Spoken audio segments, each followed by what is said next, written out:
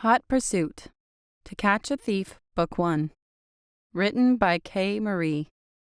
Narrated by Gabay and Marina Fess.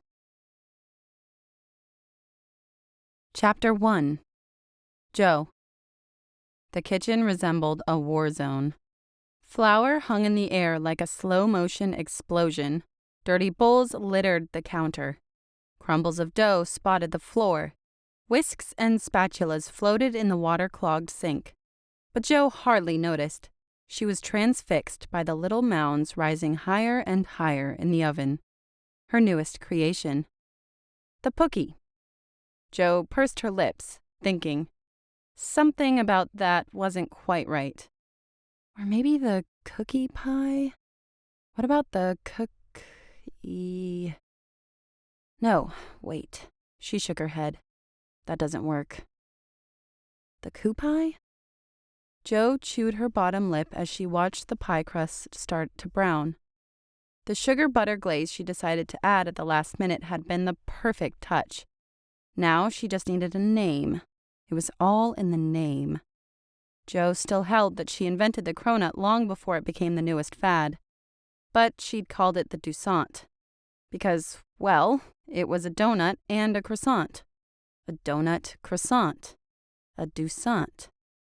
Long festering resentment brought a sneer to her face. The freaking Doucette. If only she'd flipped the words around. If only she'd called it a croissant donut. If only... Joe sighed. Cronut. So simple. So annoyingly catchy. The oven dinged. Joe leapt from the marble counter of the center island, sending another wave of flour into the air as she landed on her feet and rushed across the tile floor to open the stainless steel door. A wave of tangy, sweet goodness hit her nose, making her eyes flutter closed with pleasure. The coup pie. Simple, catchy, perfect. Her lobster oven mitts were still on her hands, so she reached into the heat and grabbed a baking sheet in each claw, then nudged the oven closed with her hips. And though she knew she should wait, her impatience won out, as it usually did. Hot, hot, hot! Joe juggled the coup pie in her palms, shifting it from one to the other so it could cool for a moment before she took a satisfying bite. Sinking her teeth through the flaky pie dough, she sighed as the ooey-gooey chocolate chip cookie stuffed inside hit her taste buds like a blissful, sugary explosion.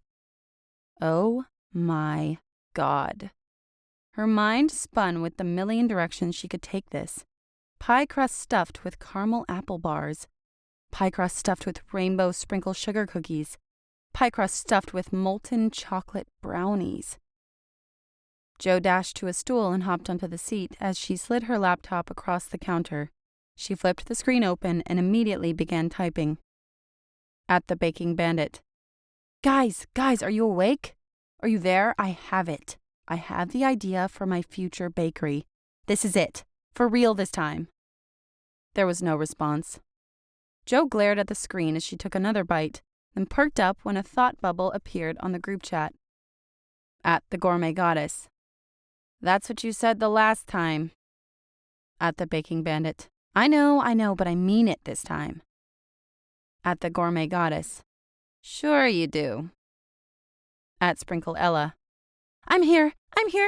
What's the new idea? At the Baking Bandit. Wait for it. At the Baking Bandit. ... At the Baking Bandit. Drum roll, please. At the Gourmet Goddess. Spit it out. At Sprinkle Ella. Asterisk. Slapping my hands against my cutting board. Asterisk. At the Baking Bandit. The coup pie. A huge grin spread across Joe's face as she typed the words, giving her creation a life outside of her own head in this isolated kitchen sitting smack dab in the middle of nowhere. Well, not nowhere. The kitchen, and by definition the house, sat on a 10-acre private island off the coast of the Bahamas, her father's personal paradise. They lived there for over a decade. Ever since her mother passed away the summer just before Joe entered high school, her childhood hadn't exactly been normal. But her father was Robert Carter, one of the world's most renowned art thieves, and Joe, for lack of a better word, was sort of his protege. So normal had never been in the cards, anyway. She frowned at her computer. Waiting. At the Baking Bandit. Guys! At Sprinkle Ella. I love it. At the Gourmet Goddess. What the hell is a coup pie? At the Baking Bandit. I thought you'd never ask, smiley face. The coup pie is a miniature pie crust stuffed with a delicious cookie. Currently munching on chocolate chip coup pie goodness, but my mind is spinning. At the Gourmet Goddess. I never thought I'd actually say this, but that is a great idea. At Sprinkle Ella. OMG, love! Send us your recipe so we can test it out. At the Baking Bandit. Sending now. Joe reached for the papers scattered across the countertop and gathered them into a pile, scrambling to put the recipe into a more coherent format.